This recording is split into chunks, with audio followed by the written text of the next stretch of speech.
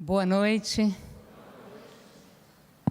Eu agradeço o convite da Sociedade Criacionista e a oportunidade de estar mais uma vez aqui na Igreja de Botafogo.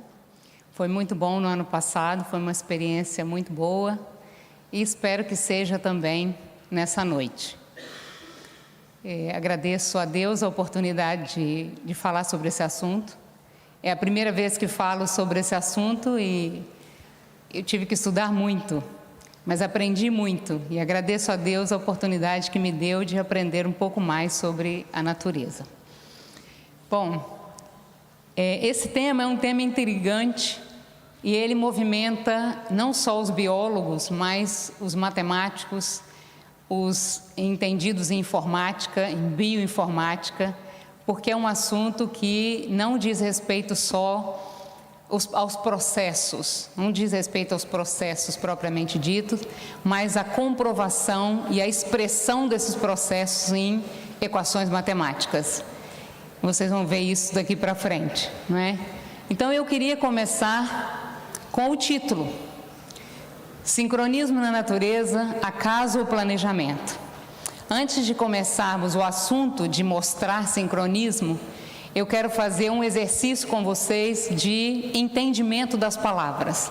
Nós vamos então para o significado de cada palavra, para que nós possamos engrenar no nosso entendimento do assunto. Sincronismo na natureza, acaso ou planejamento? Vamos começar pelo final da pergunta, não é? O que é acaso? Acaso é um acontecimento casual, incerto ou imprevisível. Casualidade, eventualidade. E o que é planejamento? O dicionário diz que planejamento é o ato ou efeito de planejar, criar um plano para otimizar o alcance de um determinado objetivo, projetar. Sincronismo é caráter ou particularidade de dois ou mais fenômenos que se passam no mesmo limite de tempo. Então, eles estão sincronizados. Coordenação no tempo de ocorrência desses fatos ou fenômenos. Esse termo, inicialmente criado como sincronicidade, que vem do grego sim, com ou junto, e cronos, tempo. Hoje nós temos a cronobiologia, que estuda o sincronismo.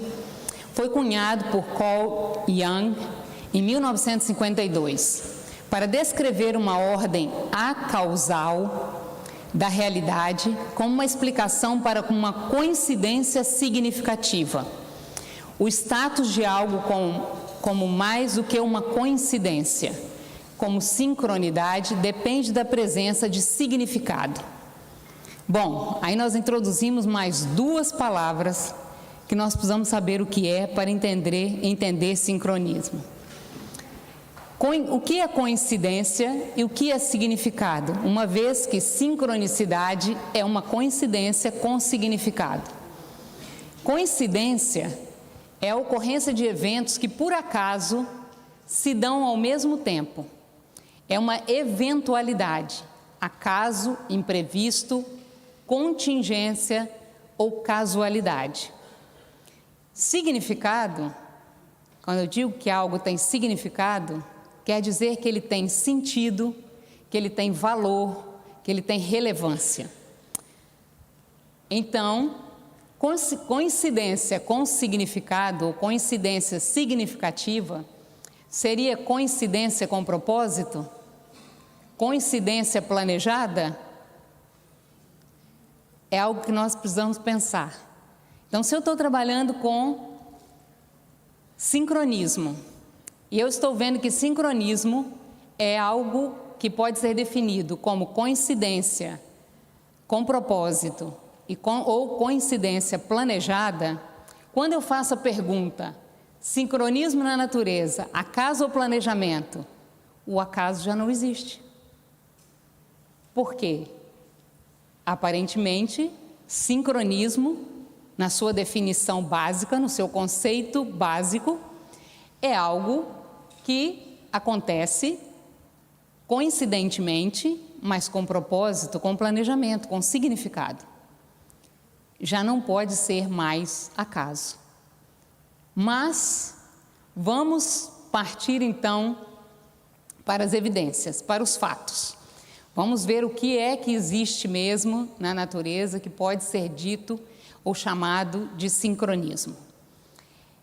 Eu baseei parte do que eu li para conversarmos aqui hoje nesse livro, que é um livro bastante famoso, bastante importante na área de sincronismo, que é o Sync, do Steven Strogatz.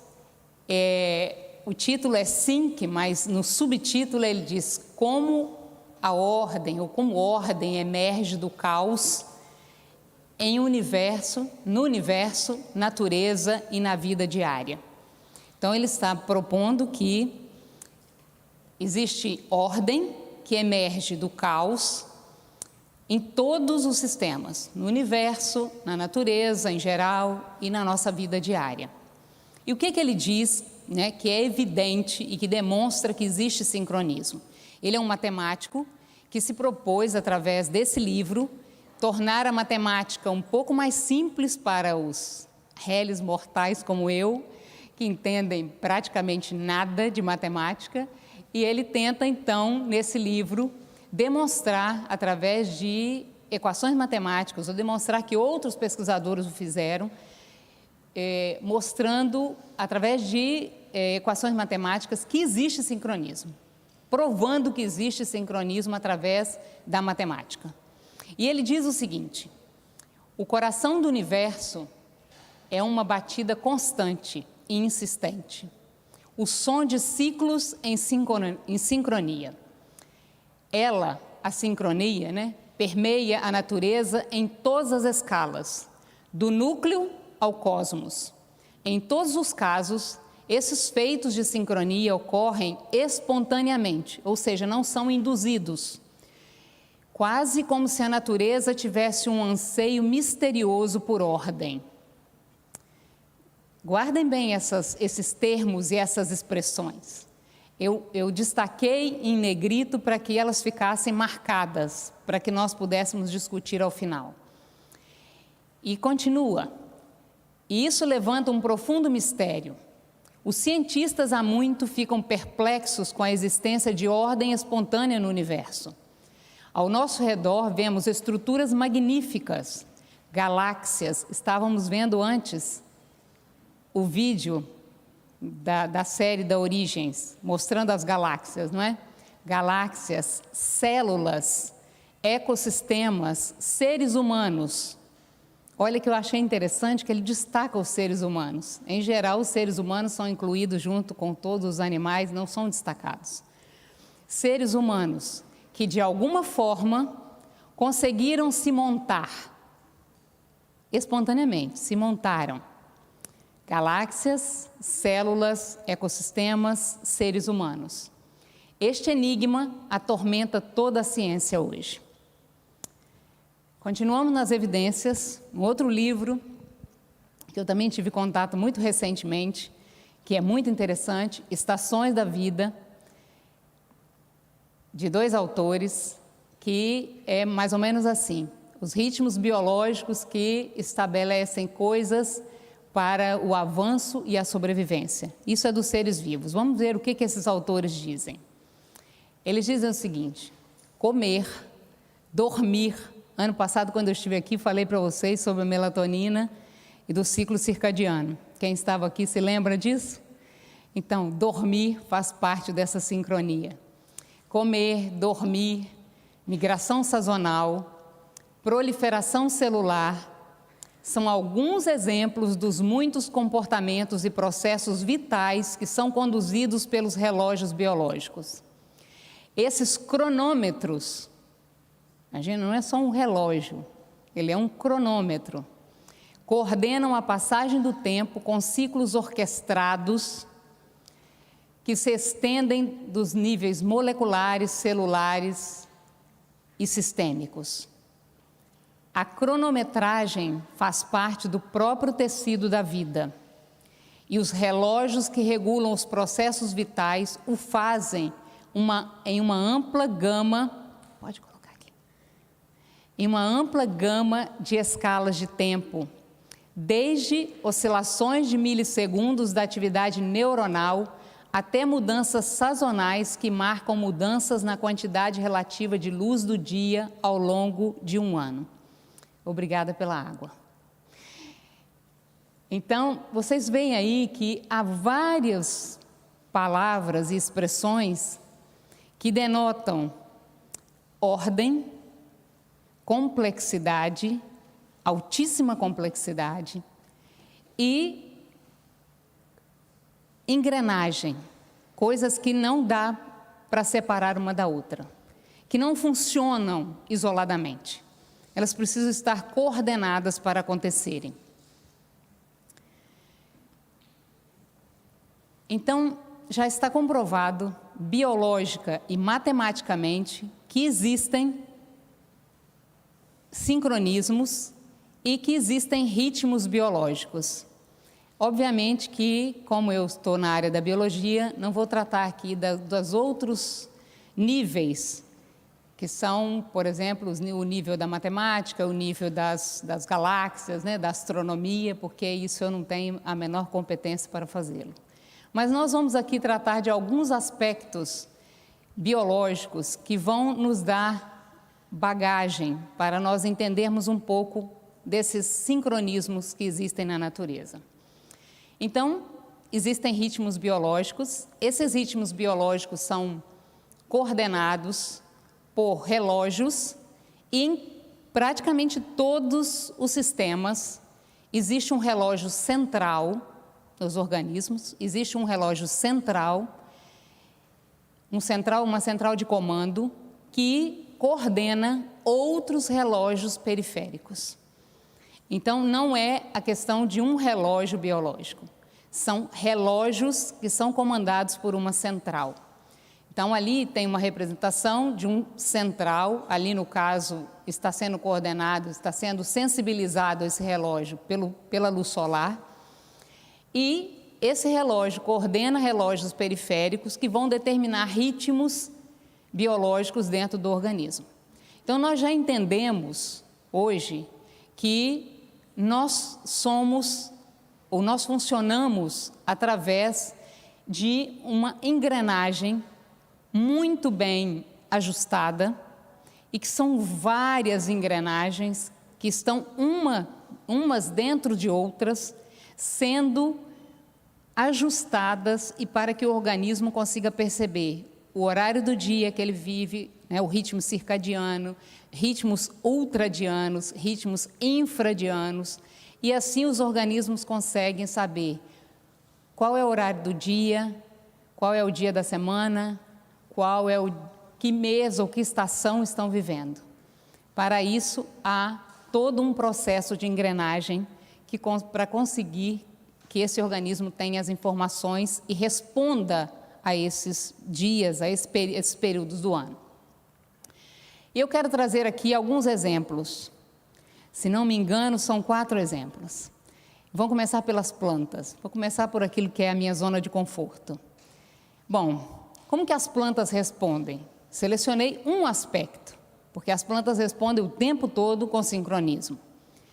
Mas há um aspecto muito interessante que é a mudança sazonal das arbóreas, das árvores, nas regiões temperadas, né? Todos, com certeza, já viram alguma coisa parecida com isso. À medida que as estações do ano passam, as plantas mudam, né, no seu aspecto. Então, nós vamos começar pelo verão, que é mais fácil nós entendermos a partir do verão. Que geralmente nós pensamos nas estações como primavera, verão, outono e inverno. Mas vamos começar pelo verão, que é mais fácil nós entendermos.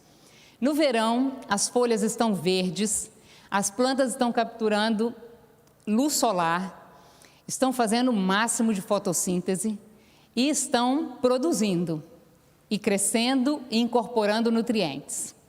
À medida que os dias vão diminuindo durante o verão, essas plantas, por perceberem esse comprimento do dia, esse fotoperíodo, elas vão mudando as folhas percebem e vão somando e vão vendo que, percebendo não, né, mas vão percebendo que a luz do dia vai diminuindo, os dias vão diminuindo e vai mudando então, elas vão recebendo esse sinal e lá dentro das células muda o balanço hormonal, elas passam a produzir um hormônio diferente. E esse hormônio faz com que inicie o processo de envelhecimento das folhas. Mas não é uma coisa casual ou não é uma coisa caótica. Elas vão, à medida que os dias vão passando, acionam um processo de morte celular programada. E antes que essas folhas morram, elas drenam todos os nutrientes que ela tem para o caule da árvore. Tudo que ela fez durante aquele período, que estão nas folhas, todas as proteínas, né, estão quebrados em aminoácidos, todos os minerais que são móveis nas folhas, tudo isso é drenado para, ela começa um processo de envelhecimento, mas é drenado para o caule. E aí, durante o outono, essas folhas vão caindo, mas o que cai são folhas que já não têm praticamente mais nenhum nutriente, só tem o esqueleto carbônico. Tudo que ela tinha foi drenado para o caule. Quando chega o inverno, a planta já não tem mais folhas. Por quê? Por que isso acontece tanto tempo antes do inverno? Porque uma simples geada mata todas as folhas. Imagina a neve. Se viesse uma nevasca e as folhas ainda não tivessem drenado seus nutrientes, a planta perderia tudo que ela fez durante o verão. Ela não teria nada para armazenar durante o inverno. Não teria nutriente nenhum. E ela morreria. Então, ela percebe o ambiente antes, se prepara e vai, então, drenando esses nutrientes. Quando chega o inverno, ela já não tem mais folhas, os nutrientes já estão guardadinhos dentro do caule. À medida que os dias começam a crescer de novo, do inverno para o verão, a planta faz novo balanço metabólico, novos hormônios são produzidos e essa planta consegue, com aqueles nutrientes que ela guardou, formar folhas novas e flores. É por isso que a primavera nas regiões temperadas é um boom de flores. A primavera é primavera de verdade lá. Por quê? Porque é o período em que tem uma grande quantidade de nutrientes armazenados que consegue, então, ser transformado em flores naquele momento. Perfeitamente coordenado. Bom, também pode ser em sementes. Em sementes eu vou trazer aqui para vocês o resultado de alguns experimentos que nós temos feito no nosso laboratório durante muitos anos, praticamente durante toda a minha carreira. As sementes têm, só porque é minha não vai passar. Solta aí, Tiago, para mim. Alguma coisa aconteceu. Oh, obrigado. Bom, as sementes não são todas, mas algumas espécies, principalmente aquelas que nós chamamos de sempre-vivas. Alguém já ouviu falar em sempre-vivas? Aquelas florzinhas que são vendidas no mercado, não é? São as sempre-vivas, estão ali naquele cantinho. Elas possuem sementes muito pequenas. Essa sementinha, vocês estão vendo ali, aquele tracinho, né? Ele é 100 micrômetros. A gente só consegue observar a germinação dessa semente na lupa, não dá para ver a olho nu. Mas essas sementes são tão espertinhas que elas sincronizam a sua germinação e dormência, ou seja, estar acordada para as condições ambientais e estar dormindo com a água no ambiente. Embaixo vocês veem aquele gráfico, mostra a precipitação, ou seja, as chuvas que estão marcadas em rosa e a estação seca está marcada em azul. Então vocês veem que as barras são de precipitação, ocorre muita chuva naquele período que está ali em rosa e praticamente não chove naquele que está em azul, porque essas plantinhas são do campo rupestre, que é um ecossistema que está dentro do bioma cerrado, que tem duas estações né, no ano, a estação seca e a estação chuvosa. E vocês veem em cima que o ciclo das sementes, ele acompanha o ciclo da chuva e da seca. Então, vocês veem lá nas setinhas azuis mostrando que é o ápice da germinação, ou seja, a semente está no máximo da sua capacidade para germinar. E embaixo ela está no mínimo. Então, o que acontece? As sementes são dispersas no final da estação seca, elas são prontas para germinar, quando começa a estação chuvosa, elas começam a germinar. Mas deu um mês que está chovendo, se a semente não germinou, ela começa a dormir, ela entra em dormência. E aí ela passa toda a estação seca dormindo e começa a acordar no final da estação seca, para que esteja no máximo da sua germinação de novo no próximo ano, quando as chuvas vierem. Depois que começa a estação chuvosa, quem não germinou, dorme de novo até o próximo ano, até a próxima estação chuvosa. Isso é interessante porque as sementes são muito pequenas. Se elas germinassem no final da estação chuvosa, a plantinha que nasceu dela morreria na estação seca. Então, espertamente, ela germina no início da estação chuvosa, a planta tem toda a estação chuvosa para crescer e ela sobrevive à estação seca. Então, é um sincronismo perfeito, um ajuste fino com a natureza. Depois disso, nós construímos essa figura e até mostramos que existem alguns hormônios que estão envolvidos nisso, né? O hormônio de inibição está ali na estação seca, o hormônio de promoção da germinação está naquela janela de oportunidades que a semente tem, que é muito curta. Então, ela está bem, né? O nível de dormência cresce na estação chuvosa e vai decrescendo na estação seca para que ela esteja pronta para germinar na próxima estação chuvosa. Essas são as fotos das plantinhas e aqui uma foto do campo rupestre. Um ambiente muito bonito, aqueles que não conhecem, os convida a conhecer. E trouxe um exemplo dos animais. Eu quero compartilhar com vocês o caso das borboletas monarcas, que é um caso muito especial. Quantos aqui já ouviram ou já assistiram algum documentário sobre não vale os biólogos, os não biólogos que já estudaram um pouco das borboletas monarcas? Então, eu queria começar pela metamorfose, que é comum a todas as borboletas, né? Só para aqueles que não têm muita intimidade com o tema, aprendam um pouquinho aqui. Bom, a borboleta adulta, né, põe um ovo, esse ovo vira uma lagarta, essa lagarta come compulsivamente, depois se transforma numa crisálida, essa crisálida espera um tempo de transformação, digere toda aquela lagarta e transforma num outro ser.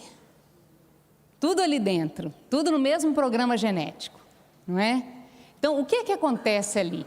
Separei algumas partes para que eu me lembrasse de tudo que acontece, porque eu não sou especialista nisso, e para que vocês tivessem um pouco mais de informação sobre isso. A borboleta adulta identifica a planta hospedeira, põe, né, os ovos, ovoposição nelas, através do cheiro e da morfologia das folhas. Em geral, cada espécie de borboleta escolhe uma espécie de planta e faz a sua ovoposição ali. No caso específico da borboleta monarca, ela usa uma plantinha que ocorre lá no Canadá e nos Estados Unidos, que é muito especial. A lagarta multiplica seu peso, pode multiplicar até 3.000 vezes em 2 semanas e faz várias mudas. E é interessante porque à medida que ela vai crescendo, ela pressiona, na verdade, aquela pressão que é gerada muda algum hormônio no cérebro dela que ativa o processo de muda.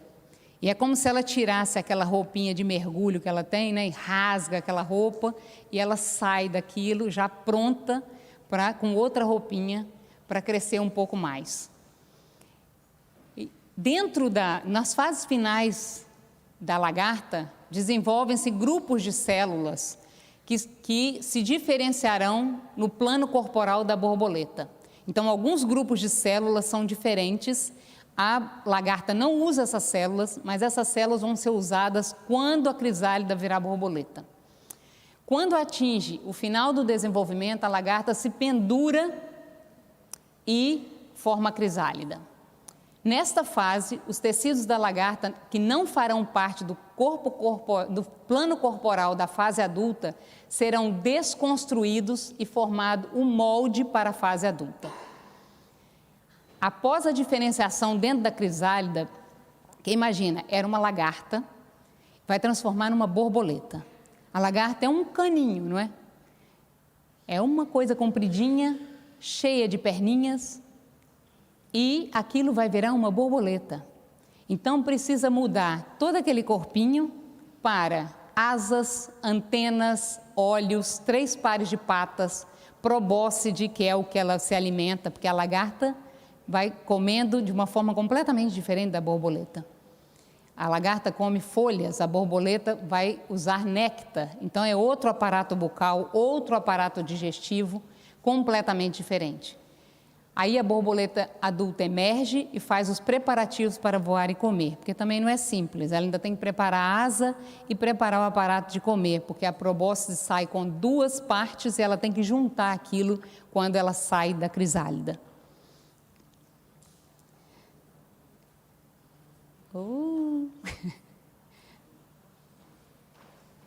Será que eu não estou apontando certo? Muito obrigada. Mas o caso das borboletas monarcas é mais interessante ainda, porque elas migram, assim como os pássaros. É fácil imaginar um pássaro migrando,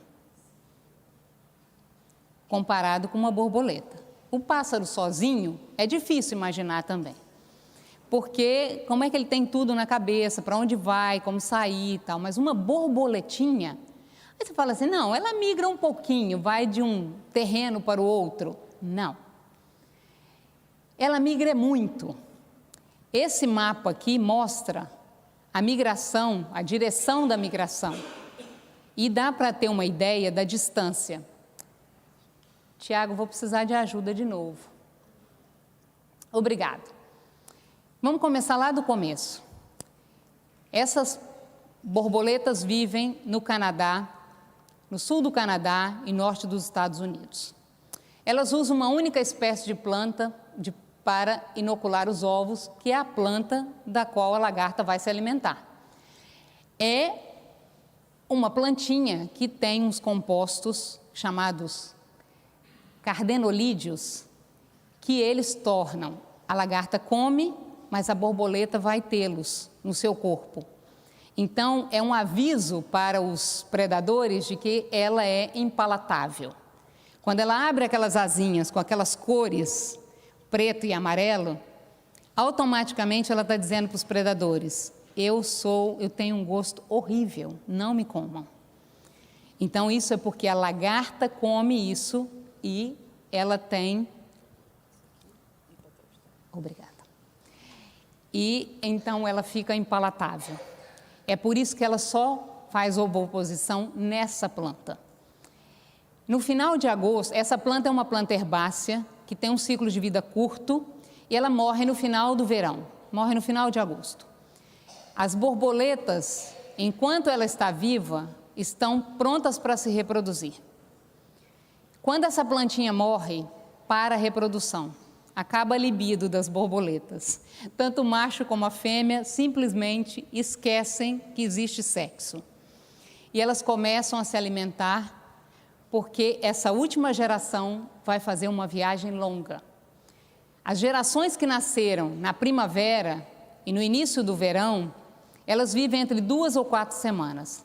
Mas a geração que nasce no final de agosto, né, em agosto, que é quase meados para final do verão, elas vivem por até 9 meses. São até chamadas na literatura de geração Matusalém. Essas borboletas, elas detectam o comprimento dos dias, que vão indicar para elas quando é que elas têm que iniciar a migração no final do verão. E elas migram aproximadamente 4.000 quilômetros. Vocês já imaginaram uma borboleta voando 4.000 quilômetros? É 80 quilômetros por dia. Elas levam 2 meses para chegar no destino final. E no final do inverno, essas borboletinhas retornam para o seu local de origem. Ou seja, elas não voam só 4.000 quilômetros, elas voam 8.000 quilômetros. Um estudo recente mostrou, né, fez todo um modelo matemático para tentar mostrar como que isso acontece para que ela faça tudo isso. E eles descobriram o seguinte, é esse trabalho publicado na Cell Reports, em 2016.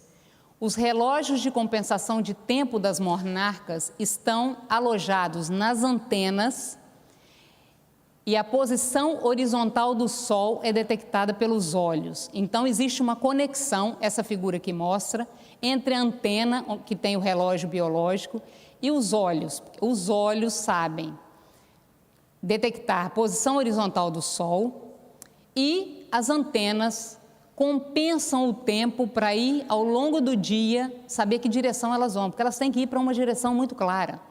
Porque elas vão migrar do Canadá, dos Estados Unidos, do Canadá para o México. E elas têm que seguir a direção correta. E elas fazem isso. Sinais neuronais originários em fotorreceptores em cada unidade do olho são processados por vários neurópilos ópticos. Neurópilos são aglomerados de neurônios, antes de serem transmitidos para o cérebro, né? É a central do comando. A integração desses sinais suporta apenas 2 direções de voo. Isso é muito interessante. Isso, assim, me impactou mais do que qualquer coisa. Elas têm 2 direções de voo, que é o sentido sudoeste e nordeste. E uma direção é usada para a migração, para sair, né, para passar o inverno num lugar mais quentinho, e a outra exatamente para retornar. Então, elas têm um mecanismo neural capaz de produzir um sistema robusto de navegação por bússola solar com compensação de tempo, que inclui uma configuração para migração e remigração. É ou não é sincronizado? É ou não é perfeito? É perfeito. A próxima vez que você olhar uma borboletinha, pense na monarca. Como que ela é capaz de fazer isso? Eu sugiro que vocês assistam um documentário, esse documentário chamado Metamorfoses. Por sorte, ele está dublado em português e ele está disponível no YouTube. Ele é fantástico. Ele fala tanto da metamorfose quanto da migração e tem vários depoimentos de pesquisadores do mundo inteiro explicando com mais detalhes isso. Só não tem essa parte final, que essa parte final é desse último trabalho, mas tem muito mais informações do que o que eu dei aqui e com muito mais propriedade, porque não é a minha área e eu estou aqui falando de coisas mais pontuais. Mas eu ainda quero trazer mais um exemplo. Peço um pouquinho mais de esforço para vocês se manterem concentrados nisso. Que eu quero trazer um exemplo para humanos. E é um assunto que eu domino nada. Vocês têm uma especialista no assunto aqui e depois eu quero que vocês a convidem para falar sobre as coisas mais particularizadas, mais pormenorizadas sobre esse assunto. Porque é um assunto muito interessante, que é o ritmo cardíaco. Um dia desses, convidem a doutora Roxana para fazer uma palestra sobre ritmo cardíaco. Vocês vão ficar maravilhados. Então, o coração tem 4 cavidades, não é? 2 átrios, 2 ventrículos, as veias e os vasos todos que é ali, mas tem uma coisinha muito especial, que é o nó sino atrial. Então, o ritmo cardíaco, ele funciona através de um mecanismo intrínseco, que é esse nó, que fica no átrio acima, no átrio direito, e por mecanismos extrínsecos, que é a estimulação simpática e parasimpática, que noradrenalina e acetilcolina. Não vou entrar nisso, vou ficar só no mecanismo intrínseco. E já é demais para mim, tive que estudar, foi muito para saber alguma coisinha. Uma coisa muito interessante, que eu acho que vale a pena, nesses tempos atuais principalmente, é saber que o coração humano surge, os primórdios do coração humano surgem ao 18º dia de desenvolvimento do embrião. Sabe que eu nunca tinha parado para pensar assim, quando é que o coração começa a bater, não é? E esses dias eu parei para pensar sobre isso e fui buscar essas informações.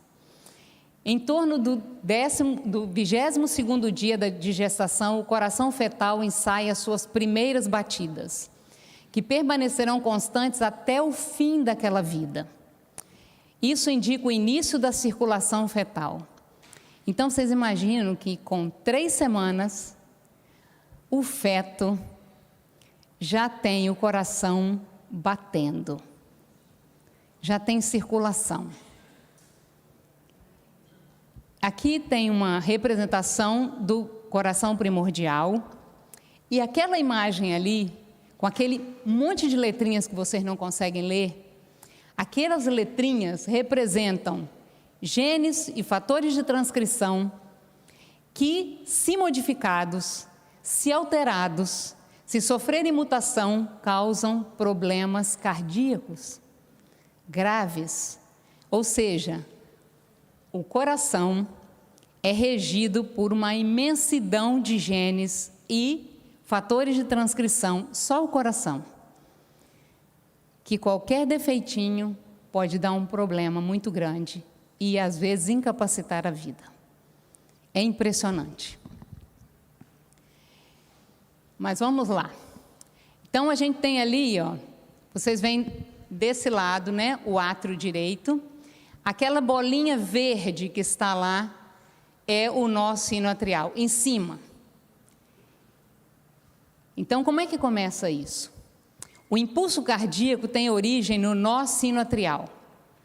Viaja através do miocárdio atrial, atravessa o nó atrioventricular, o feixe e seus ramos esquerdos e direito. A ativação simultânea de ambos os ramos do feixe das fibras de Purkinje terminais fornece ativação anterógrada do miocárdio ventricular de forma sincronizada. Então, tudo começa nesse nó, que é composto de aproximadamente umas 10.000 células, que gerando um impulso elétrico, um potencial de ação que vai causar o batimento, o ritmo cardíaco. Tudo acontece ali, começa ali. Ele é o comandante central, o centro de comando do batimento cardíaco, do ritmo cardíaco, é o nó sinoatrial. Depende de quê? De ter começado lá no 22º dia de gestação. Desde o seu 22º dia de existência, o seu coração bate. Aqueles que não precisam de marca-passo ainda, com o seu marca-passo natural. Então, ali está mostrando, ó, começa lá, e ele dá o ritmo. As células do nó sinoatrial têm osciladores duplos para fornecer despolarização diastólica rítmica e estável, bem como desencadear potenciais de ação do marca-passo. Nessa máquina perfeita, vejam bem, não sou eu que estou dizendo, são eles, os médicos. A estimulação adrenérgica e muscarínica do sistema nervoso autônomo auxiliam na coordenação do ritmo. Mas quem manda no ritmo é o nó sinoatrial. Então, ali tem uma representação da membrana e o que acontece? Quando dá um impulso elétrico, gera um potencial de membrana, uma despolarização de membrana, abrem os canais de sódio e potássio, que a gente estuda lá na fisiologia humana, de sódio e potássio. Depois é o que dá o impulso inicial, isso gera uma hiperpolarização da membrana, que abre os canais de cálcio, até que atinge um máximo desse impulso elétrico, e aí começa a baixar de novo, porque ele precisa ter um ritmo. E aí ele baixa de novo. Para ele baixar, né, abrem-se, inverte, né, abre-se os canais de efluxo de potássio, esse potássio sai e aí então entra no repouso. Já viram um eletrocardiograma? Aqueles pulsos? É o nó sinoatrial funcionando e obviamente que ele tem adjutores secundários que estão ali ajudando a manter esse ritmo. Bom, isso foram as evidências. Agora eu queria fazer com vocês uma inferência. Uma inferência que está naquele livrinho que nós citamos no início, exatamente sobre o ritmo cardíaco, ou sobre o nó sinoatrial, o marca-passo. E esse autor diz assim: o marca-passo natural do coração é uma maravilha da evolução. Talvez o oscilador mais impressionante já criado. Parece controverso, mas ele diz que é uma maravilha da evolução criada. Um aglomerado de cerca de 10.000 células, chamado nó sinoatrial. Sua função é gerar o ritmo elétrico que comanda o resto do coração a bater e deve fazê-lo de forma confiável, minuto a minuto. Como essas células, sem líder ou instruções externas, conseguem entrar em sincronia? Bom, nós tínhamos as evidências. Tivemos evidências nas plantas, nas sementes, nos animais, no coração humano. Agora eu trago uma inferência para vocês, porque não dá para fazer inferência sobre as outras todas, senão nós passaríamos a noite aqui. Então, essa é uma inferência feita por esse autor. Então, eu concluo que esse autor é evolucionista. Concordam comigo? Ele atribui a evolução à criação do marca-passo cardíaco e de toda a vida humana, pelo menos, ou daqueles que têm coração com nó sinoatrial, com marca-passo. Bom, eu queria terminar a minha fala com uma reflexão filosófica. Muitos conflitos de ideias e paradigmas são de ordem filosófica. E aí tem vamos colocar assim: se duas pessoas ou grupos de pessoas chegam a conclusões ou inferências completamente diferentes frente ao mesmo conjunto de dados, informações, evidências e provas, certamente suas visões sobre o tema são distintas. O fato é o mesmo, eu tenho a prova, está aqui. Mas um grupo pensa de um jeito, ou conclui ou infere de um jeito e outro de outro. Isso não acontece só na ciência, isso acontece na religião. Nós estamos estudando essa semana, ou esse trimestre, sobre um tema, essa semana especialmente, sobre a questão da imortalidade da alma. Você abre a Bíblia e você lê e parece claramente que os fatos apontam para... Os textos são claros em dizer que a alma é mortal. Mas muitos cristãos que dizem crer na Bíblia pensam completamente diferente, lendo os mesmos textos. Chegam a conclusões diferentes, a inferências diferentes. Isso não acontece só na ciência e na religião, isso acontece na política, Você tem um fato, eu mostro as provas, mas um grupo crê nas provas, o outro desconstrói as provas. E assim é em todas as áreas da vida. Por quê? Porque muito daquilo que nós concluímos está relacionado com a nossa posição filosófica, com a nossa filosofia de vida. E às vezes com a nossa ideologia. E é por isso que duas pessoas frente ao mesmo fato reagem e pensam de forma completamente diferente. E assim é na ciência também. Se houver honestidade plena, é só na inferência. Mas se não houver honestidade, a confusão já parte desde a coleta de dados. Então, eu estou partindo do pressuposto que os dados foram coletados de forma honesta, os resultados foram analisados da mesma forma, e eu tenho os dados prontos e eu estou só precisando chegar à conclusão. Eu posso inferir uma coisa e meu colega outra coisa. Eu posso incluir numa visão, numa cosmovisão, e o outro pode incluir em outra cosmovisão. Isso é liberdade de expressão, isso é liberdade de pensamento. E é perfeitamente plausível, é isso que tem que ser. Agora, todos têm que ter direito a ter seus pensamentos, não pode ser um lado só. O paradigma é um, mas eu tenho que ter direito a pensar diferente do outro. Isso é inegociável.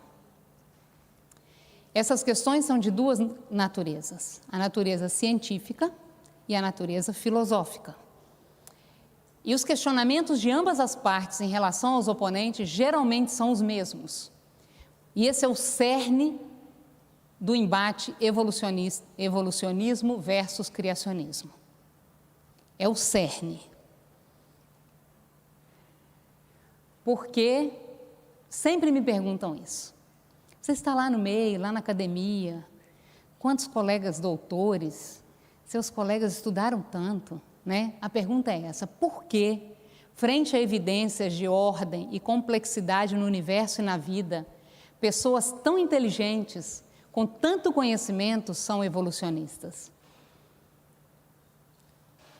E eu me lembrei, quando estava preparando isso, já me lembrei várias vezes em outras palestras, dessas reportagens que saíram em 2015 sobre o Dr. Ben Carson. Todos conhecem o Dr. Ben Carson, não? Então, era assim: como Ben Carson é incrivelmente inteligente, é tão incrivelmente inteligente e tão espetacularmente estúpido. Aqui o estúpido é burro mesmo, né? Então, tão inteligente e tão burro, não dá para negar que o sujeito é inteligente. Não dá. Inclusive, o autor da matéria fala isso claramente, explica as capacidades que ele tem, o conhecimento de neurociência que ele tem, a capacidade que ele tem de tomar decisões frente a neurônios, nervos, aquela coisa, aquela massa do cérebro, e ele faz coisas espetaculares. Não dá para negar que ele é inteligente, não dá.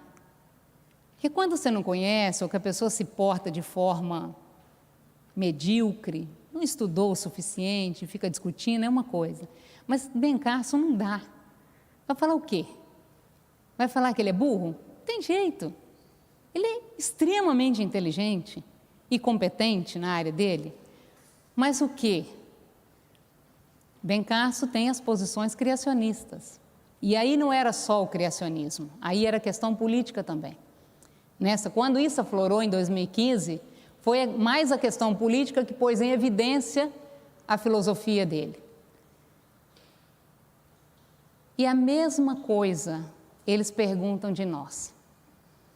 Se você é um cientista cristão, criacionista, eles perguntam: por que fulano parece tão inteligente? Né? A gente pergunta do outro lado: por que tão inteligente é evolucionista?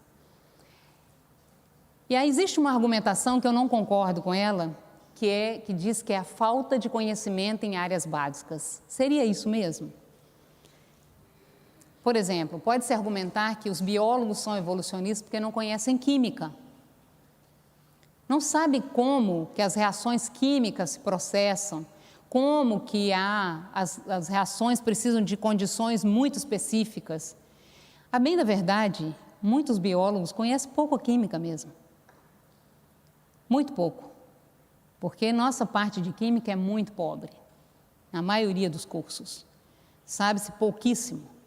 Mas o que dizer dos químicos que são evolucionistas? Eles conhecem química com profundidade, então esse argumento não é suficiente. O que dizer de um geneticista que entende as redes de genes, de fatores de transcrição, de como é intrincado e complexo um processo de regulação gênica, como que ele depende não só, ou é influenciado não só pelas questões internas, mas pelo ambiente, que hoje está claro pela epigenética, e ele continua sendo evolucionista.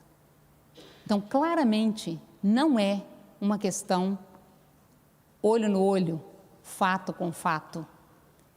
É a questão do fato, né, a ciência, mais a questão filosófica.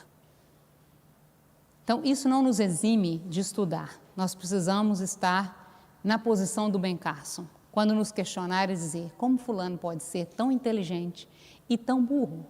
Como fulano pode ser tão inteligente e tão medíocre? E ser criacionista? Ser crente? Acreditar em Deus? Acreditar na Bíblia? Mas é inquestionável que o fulano é inteligente. O que não dá é para nós continuarmos sendo medíocres e questionando só o outro lado. Nós precisamos aprender, nós precisamos estudar, nós precisamos ter argumentos. E essa argumentação vem a partir do estudo. Não dá para argumentar sem conhecimento. Nós precisamos conhecer. Eu fecho, então, a palestra com a mesma pergunta que eu iniciei. Sincronismo na natureza, acaso ou planejamento? Eu tenho claro para mim, com as evidências científicas, somada à minha cosmovisão, que sincronismo na natureza, já desde o conceito que nós vimos no início, desde o significado das palavras, que é uma coincidência com significado, isso quer dizer que é uma coincidência com sentido, coincidência com planejamento. Sincronismo na natureza é planejamento. Não tenho dúvida nenhuma. Podem me chamar de burra o quanto quiserem. Não importa. As minhas convicções, vendo os fatos, me levam a essa conclusão. Essa é a minha conclusão. E eu quero indicar para vocês um outro matemático, não aquele do SINC. Podem ler aquele livro que é bom, que a gente aprende matemática nele. E é importante aprender, sempre. Mas esse matemático, Dr. John Lennox, né? Esses dois livros dele são mais científicos, né? Porque a ciência não consegue enterrar Deus. Esse livro é fenomenal. Metade dele é matemática, a outra metade é biologia. E ele discorre na biologia tão magistralmente quanto na matemática, que é a área dele. O outro é mais recente, foi lançado bem recentemente. Eu ainda não li, mas tem muita coisa desse. Eu já ouvi várias palestras dele sobre esse segundo livro, que é A Ciência Pode Explicar Tudo. E quero recomendar, já fazendo um gancho para o meu último slide, o livro Contra a Correnteza. Ele fala de uma forma, assim, eu amo ouvir Dr. John Lennox. Ele é espetacular. É um velhinho, assim, simpaticíssimo, muito envolvente, e os livros dele são maravilhosos. Ele fala sobre Daniel na corte de Nabucodonosor, e ele mostra como que nós podemos ser como Daniel nas cortes atuais. É Contra a Correnteza. Então, ele ensina os jovens, ele dá muita palestra para jovens, como se portar na academia, como se portar no dia a dia, mostrar a sua fé e não perder a sua fé. Mas quero terminar, de fato, com esse livro. Para mim, é o mais importante. Se você tiver que se basear em algum livro e você não tem tempo para ler os outros ou não pode fazê-lo, leia esse. Esse é fundamental. Esse não pode faltar. E esse livro diz assim, em Romanos 1:20, desde que Deus criou o mundo, as suas qualidades invisíveis, isto é, o seu poder eterno e a sua natureza divina, têm sido vistas claramente. As evidências nós vimos hoje, parte delas, um milésimo do que existe. Os seres humanos podem ver tudo isso nas coisas que Deus tem feito e, portanto, eles não têm desculpa nenhuma. Muito obrigada, boa noite.